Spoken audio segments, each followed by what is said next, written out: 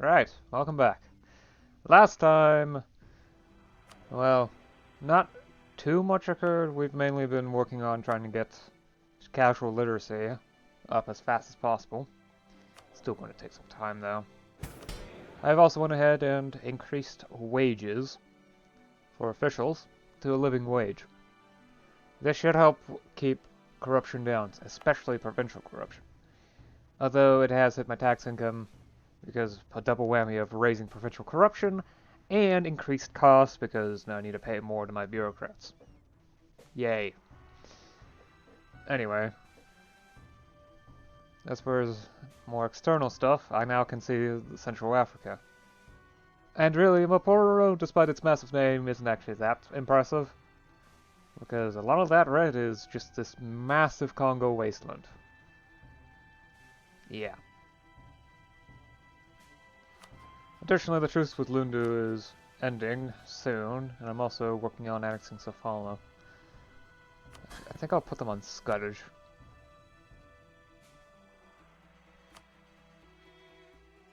There we go. That should make sure this will make sure that they're safe in the war, and it should also mean that I get extra money out of them. I like to extract every last ducat I can, because my tax income, well, as of last year was in the negatives. Now, I might actually have a surplus. But yeah, I mean, debt is wiped when a country is removed, so I don't care about the 120 or so ducats of debt that Sofala has.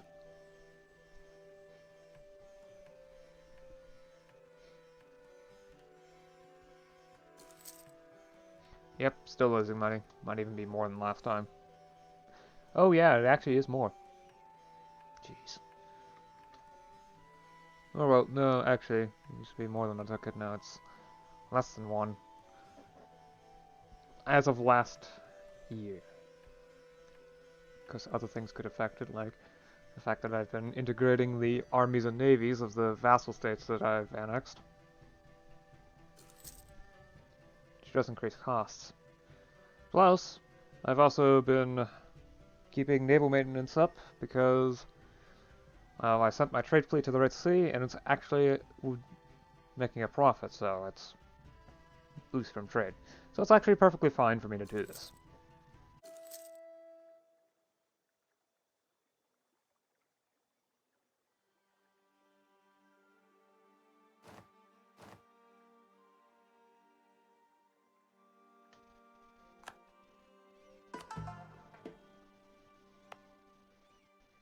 Oh yeah, right, this used to be a Goonie province. I had it annexed, right, from Sedanda.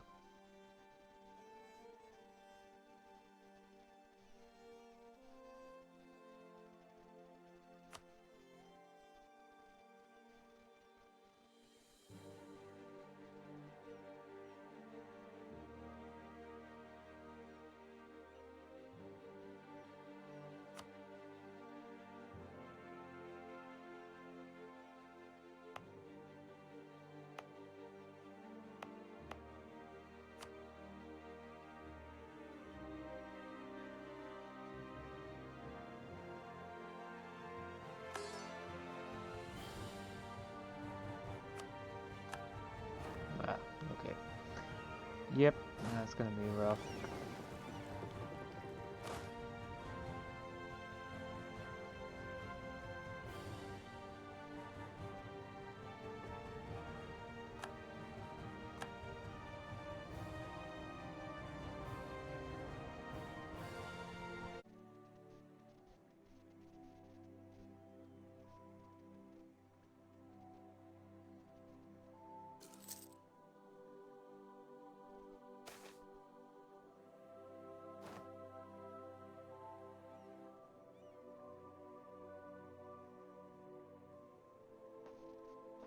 Some of our countrymen have long ventured into the uncolonized borderland of Talamoja. Recently they made an organized effort to become permanently established there and properly integrated into our country. Oh. Stated, I guess. Of course, it will take time for the economy to go down and to, well, integrate it. The communication hasn't been calculated yet.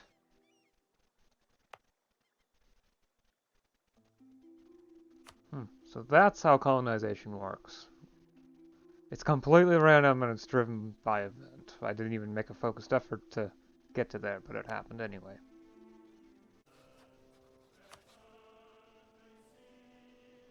I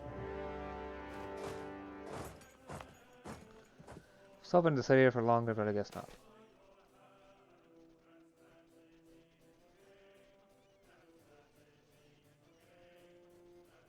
Although, yeah, it seems that the concerns are getting much better now. Since I'm better suited to dealing with a combination of consultation and welfare than Safala was. Light looting, I like control of this area. For the time being, let's keep fleet maintenance off. I much prefer to have it on the down low rather than high up. Because I need to store up money again. I want to eventually get meritocracy. I'm going to need level 3 capital infrastructure. Because that's the only way to get one of those reforms without actually having meritocracy anyway.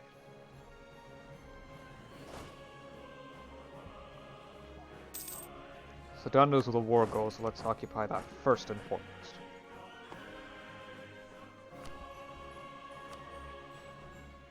Of course, I'll be handing any territory I gain to Boudoir. They're better suited to handling these cultures than I am.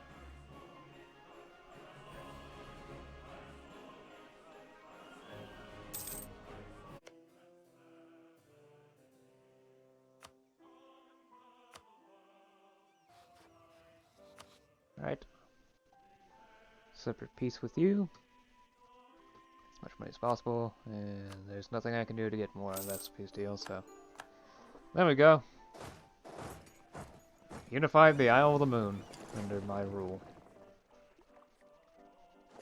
And you can head back to Zanzibar, yeah, why not?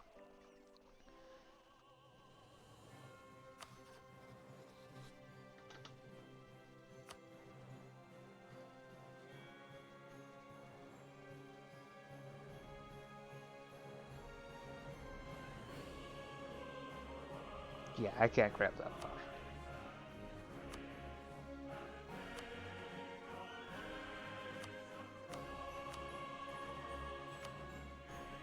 Grab as much prestige as possible with removing cores and, yeah. More reps. Cede a bunch of provinces to them.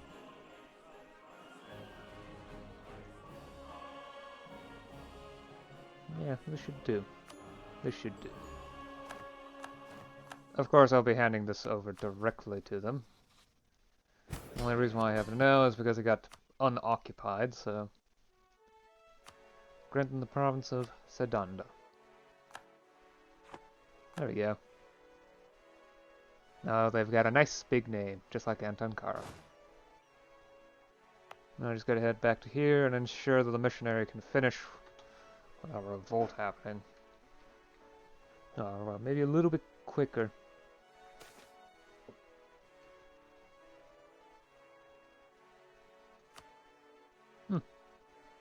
Excellent. Well, my income's back. That's at least good.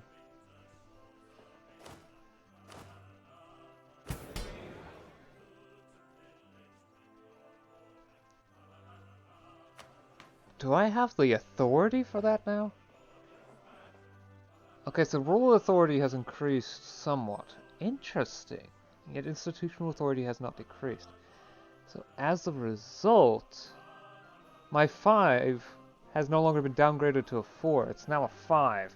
And I have 66% authority, which is enough to pass a peasantry reform to free the peasantry.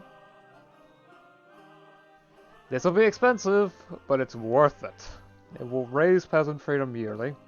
It'll also give a minimum peasant freedom. It will increase base welfare by 2, which is quite a bit.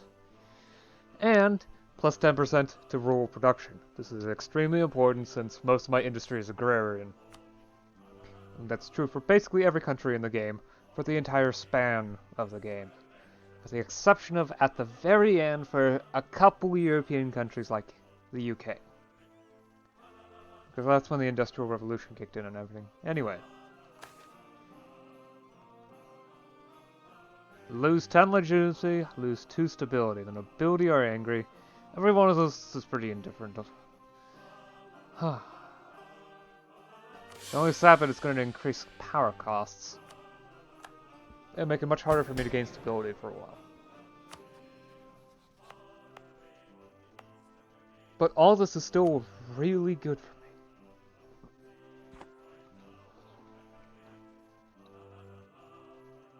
I don't need the stability anymore at the moment, since the most important bit, which is the casual literacy spread. Well, institution spread. Oh, I can just hover and see growing institutions. Oh. That's nice. Yeah, I can hover over it and see. Yeah. The most important bit was institution spread, and now that casual literacy is almost done, and it literally does not matter how much I have. At least not at the moment. I'm going to have it done in a couple months. In May. So.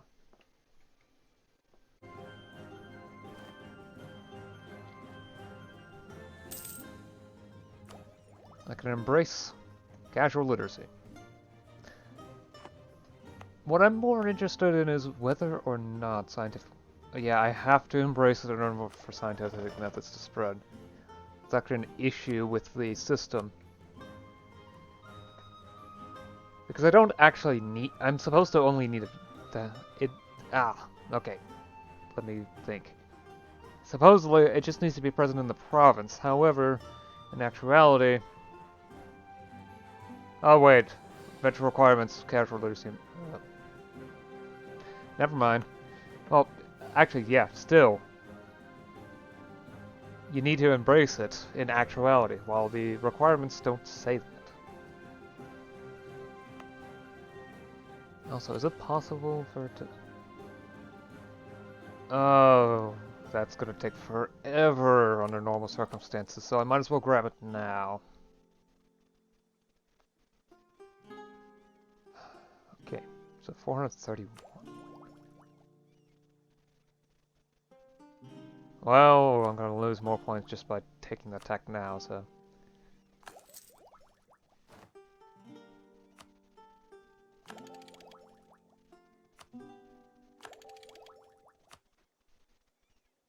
Let me grab 2 of these, 2 mill techs and an admin tech, because I'm so high and close to the limit. Besides, my tech penalty is currently the best it will be for a while. I still want to get scientific methods as soon as possible. Oh, I need admin tech 20. Yeah, I need admin tech 20, so... Oh, well. There we go. That's another idea group. Let's make it admin points. Innovativeness ideas. Well, I can think of that later. Let me just go through the tech and I'll try to figure it out. Right, so siege ability plus 5% infantry fire, 0.1, cavalry fire plus 0.08 from Miltech 14. Miltech 15, there's also this admin tech. Miltech 15 reduces morale damage taken by the reserves by 5%. Mill Tactics plus 0.1, Land Morale plus 0.07, Artillery Fire plus 0.09, enables swivel guns for someone in another tech group, and unlocks the Modern Castle. Right, Admin Tech 17, stab cost, minus, well, stab is improved, stab is easier to get, okay. Admin Tech 18, yearly corruption reduction and maximum centralization increase. Centralization of power. Yearly centralization gain is increased, and armies can be given the forced march order. Is that increasing corruption?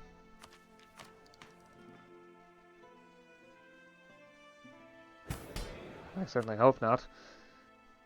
Anyway, Admin Tech level 20 apparently increases yearly corruption. I don't think it does. At least that doesn't sound like a great bonus.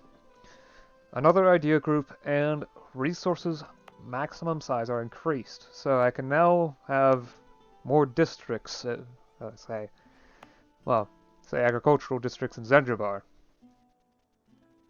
Most of the resources are filled up here in Zanzibar. All that's left is 1.5 forestry districts.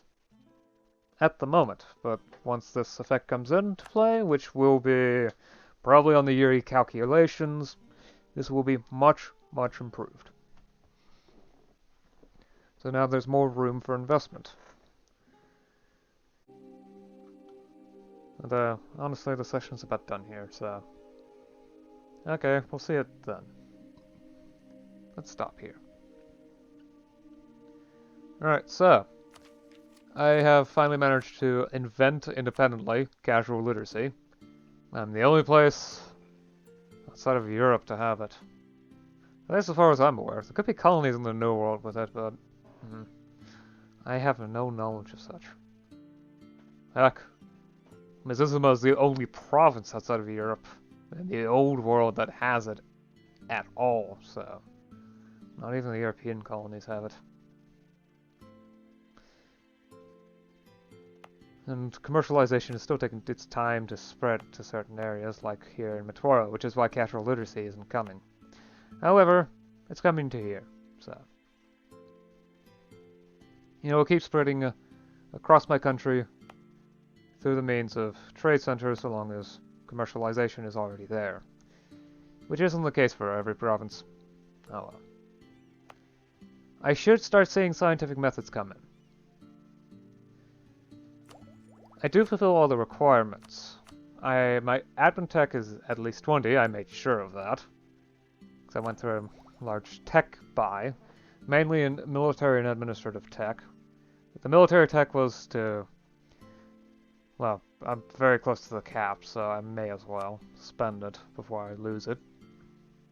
The admin, it was to get to tech level 20. For this reason. So, legalism, casual literacy present, yes. No unrest. None of my provinces have unrest. There would be a yellow marker up at the top here. And academic districts of at least 4. Mizuzuma has 60. So, we should be seeing this come up rather quickly. Of course, with 33 ducats only. And well, yes, I am getting about 4 ducats per month. Because my corruption has finally started to stabilize. At least provincial corruption. Honestly, the resting point is currently 25. Yeah, that is very good. At least for state corruption. Provincial corruption is another story, but... Well, there's only so much I can do about that for the moment. Radical change takes time. I've also freed the peasantry entirely. Uninheritable contracts form the basis for the provision of all rural labor, backed by a legal framework granting all parties involved basic remedial rights. Plus 1.5 yearly peasant freedom, plus 50 to minimum peasant freedom, plus 10% rural production, and plus 1 base welfare. So I'm getting extra, so all of my rural industries are now producing 10% more goods from the base, which is good. I think there's a rural production efficiency modifier here. I just need to find it.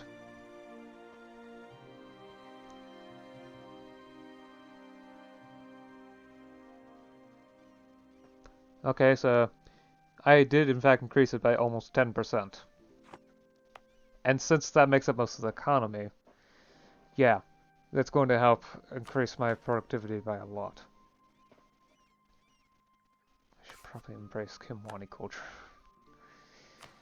It is important after all. It is one of the Swahili cultures, so not embracing it ends up making all this easier. Right. I've also managed to conquer quite a bit of Lundu's territory. This is about as much as I can take without serious issues. Oh, and I also unified the Isle of the Moon. Not directly under my rule, of course, but under Antankara. Budawa has actually managed to embrace Columbian Imports, so That's another vector for its spreading. It's coming down here. Just like how it's come, well, so yeah, it's coming through here down to here, and it's coming from up here down to here. So I can actually afford to just wait for it to come, and once it arrives, embrace it. I've also been looking into getting some more allies because, well, I've got slots. I can get up to 3 more diplomatic relations, so I may as well. This color is having weird effects with the sides of the screen. Anyway, that should be enough for now. I'll see you again next time. Until then, bye.